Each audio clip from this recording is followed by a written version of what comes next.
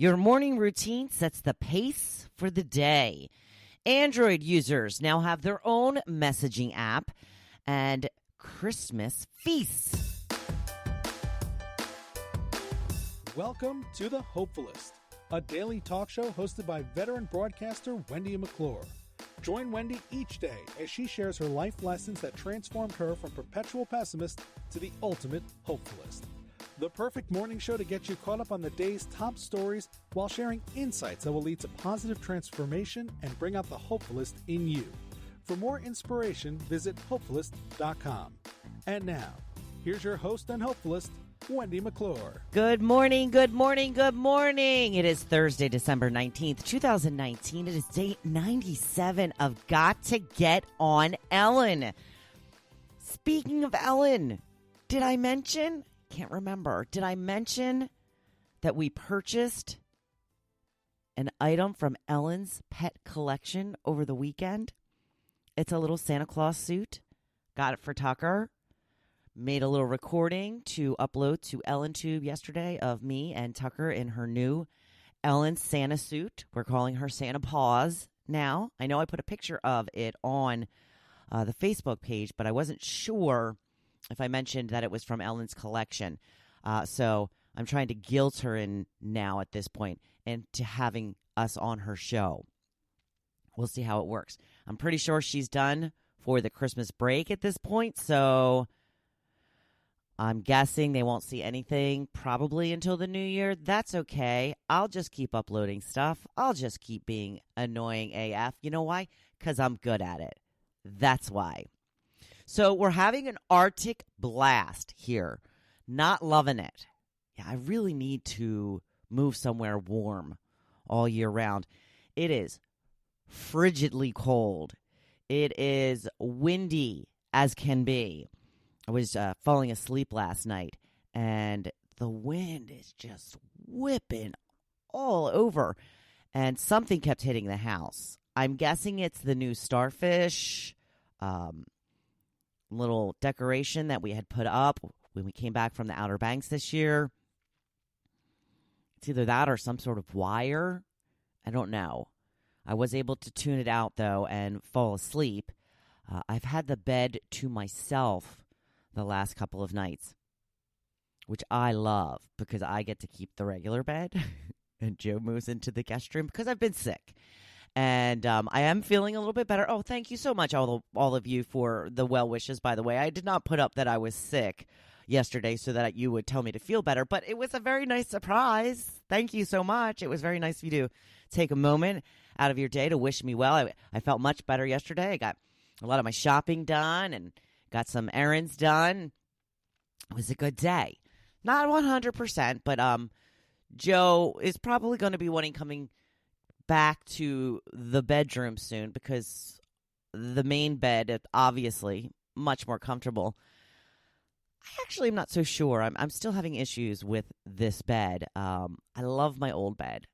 I'm thinking maybe I'll try the guest bed for a little while. The problem is with me going in the guest room is there's no TV in there, and I'm the one who watches the TV. I'm the one who needs the TV to fall asleep. So whether he's sick or I'm sick or what have you, he always moves into the guest room because he doesn't need the TV to fall asleep. And we would put the old bed back in the regular room, but it's a queen size. And we're king sizers now. And once you go king size, you can't go back. You cannot go back. There is just no way. So I have been enjoying having the bed all to myself. I mean, when I say all to myself, I mean that I still have the same exact amount of room that I usually have because Tucker is all up in my grill, really more like all up in my hip and my side, kind of bundling in as close as possible, I'm guessing, to keep warm because it's chilly. And Joe's probably going to want to come back soon. He can. It's totally up to you, babe, but I still have a nice, lovely hacking cough that is kind of annoying. It's annoying to me, and I'm the one doing it. So we'll talk about it later when you get home. I just don't want to keep you up. That's all I'm saying. So I worked on my email project yesterday. I was on the computer for over an hour trying to figure all of this stuff out. I was doing everything that I was instructed to do because I got some step-by-step instructions from my website that was telling me what I need to do. I did everything they told me to do. Still not working. Has anybody received an email message from me? Because you should have. I'm pretty sure that you haven't, other than the daily post. I sent out a newsletter yesterday, and I haven't gotten it. So I'm assuming you haven't gotten it. I will figure this out because I put a self-imposed deadline of the end of the week to get this done. I promised myself and all of you that this will get done this week. The great thing about putting this deadline on is I'm going to power through. I'm going to figure it out. I've reached out for some help in some other areas. I'm desperate at this point. I'm even saying that I'm desperate for help. I have to get this done. Because if I hadn't put this deadline on it of finishing strong, finishing the year strong and getting this done, because it's something I've been putting off and putting it off and putting off, I would have put it off again. If I wouldn't have promised myself that I was going to make sure this was done this week, I would have said, I'll wait till the new year. It's too much trouble. It's too much hard work. Can't figure it out. It's making me crazy because I can't figure it out. But I'm going to figure it out. I hope. Wish me luck. Some tech news this morning. Google now has their own version of iMessage. Now, here's the thing that I'm not really sure about. Now, Android users, I don't know how much they are aware of iMessage because they don't have it. Of course, for the people who have iPhone, iMessage is basically the text messaging service between iPhone users. If you're sending a message to another iPhone user, it goes through iMessage rather than through text, which really kind of uses data more than it does, phone cell data. And when you're doing that, it depending on the way that you set your phone, you can see if somebody has read the message. I've found that most people have turned that message off. Some people still have it on, and you can see when the message was actually read or if it was really read. The other thing about iMessage is when somebody is responding to you, you get these 3 little bubbles that come up that let you know that they're responding. You know that they're typing. This is what Android has now. They're calling it chat, and it's very similar. It has the read receipts, like I just mentioned. Also, they're going to give you some kind of notification. I don't know if it's going to be bubbles like iPhone. I'm going to assume it's not going to be the same thing. But these are some of the things that you are going to have available to you now rather than just plain Jane text messaging. How boring, right? Boring. Plain old text messaging.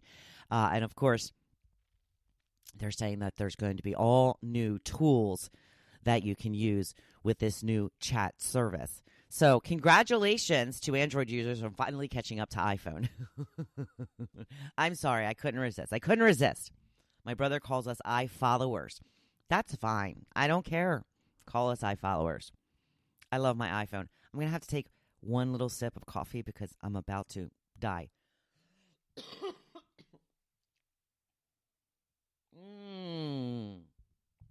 Yummy. I'm drinking out of my Mr. Santa mug pants. That's right. Sorry about that nasty cough. I know it sounds gross, doesn't it? Not good. Not good at all. I'm going to, now that I've grossed you out, go right on to my topic, which is about food today. I wanted to know what you eat for your Christmas feast. What is it that you put out on the table? Growing up, we always had turkey. Basically the same exact dinner that we had for Thanksgiving.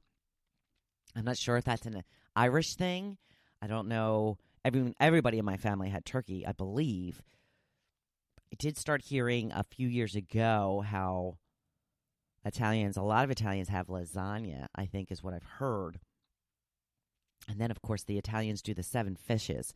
My friend Libby, I believe it was Libby, had invited me to a 7 fishes dinner one year. I think it was, it wasn't Christmas Eve, I believe. I think it was a party, and they had decided to have that as their feast for the party. And I just remember course after course after course. I mean, there was so much food. There's just no way that everybody can eat it. There's no way. And trust me, I can eat. I can eat a lot. So when Joe and I got together, his family, his side of the family often had like prime rib.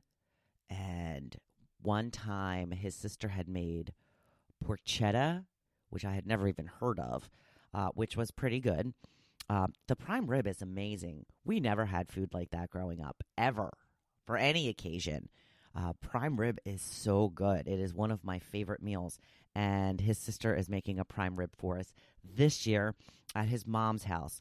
Joe will be making these scalloped potatoes. I will be making, wait for it, my specialty, cornbread casserole. That's right.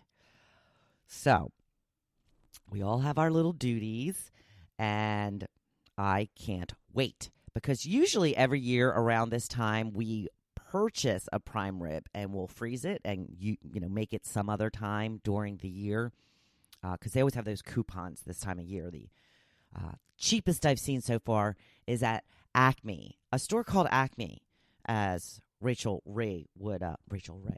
Hollis would say, a place called Acme, for $4.77 a pound, which is really, really good. So there you go. You need the coupon though, so look for that Acme flyer. So when it comes to what you will be eating for Christmas this year, Carolyn says this year we are doing Christmas Eve dinner, and we'll have a turkey. I've got some wonderful-looking pretzel rolls in the freezer. I'll ask my sister-in-law to bring her mom's recipe, mac and cheese, which is a family tradition. Jay says most years a filet mignon roast. This year, short ribs. Then Laurie says that, Jay, sorry, I'm preempting your filet. Not sure. I guess that's a family inside thing. I'm not sure. Because Lori goes on to say this year filet and mashed potatoes. But with my family, it's really all about the cheese. Getting a lot of brie this time of year, which is always good. Marianne says prime rib, potatoes, asparagus salad, and my cookies. Corinne says Chinese takeout on Christmas Eve because it's so busy and we go to church on Christmas Eve. Christmas Day, we have been having prime rib the past few years, German dressing, which is stuffing made with bread and potatoes, green bean casserole, and lots of Christmas cookies. Growing up, we always had cold cuts on Christmas Eve. For some reason, we made sandwiches. I'm not sure why, but yeah, we did that, I believe, all growing up. Well, at least when I was a little bit older and still living home, I do remember having the cold cuts. Gail says the 7 fishes on Christmas Eve. There you go.